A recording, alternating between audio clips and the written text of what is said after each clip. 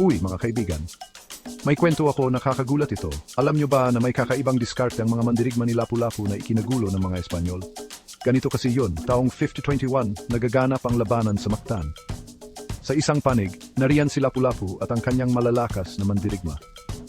Sa kabilang panig, ang mga sundalong Espanyol na armado hanggang ipin, pinangungunahan ni Ferdinand Magellan. Akalan mga Espanyol, madali nilang matatalo ang mga katutubong mandirigma gamit ang kanilang mga makabagong armas.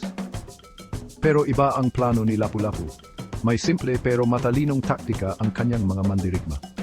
Tumatalon-talon sila. Tama ang narinig nyo. Mabilis silang gumagalaw, lumulukso at umiiwas sa hindi inaasahang paraan.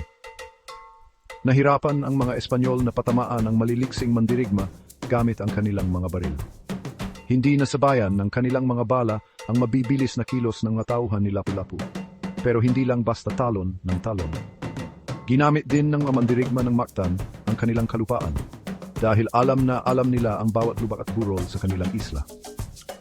Gamit ang kanilang mga sibat at kampilan, mabilis silang umaatake at agad ding nagtatago. Hindi pa naranasan ng mga Espanyol ang ganitong uri ng pakikidigma.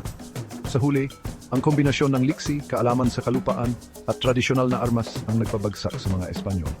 Si Magellan mismo ay napatay, at ang tagumpay ni Lapu-Lapu ay naging makasaysayang pangyayari sa Pilipinas.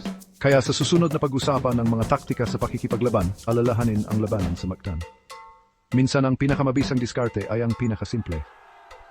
Talon, iwas at tagumpay.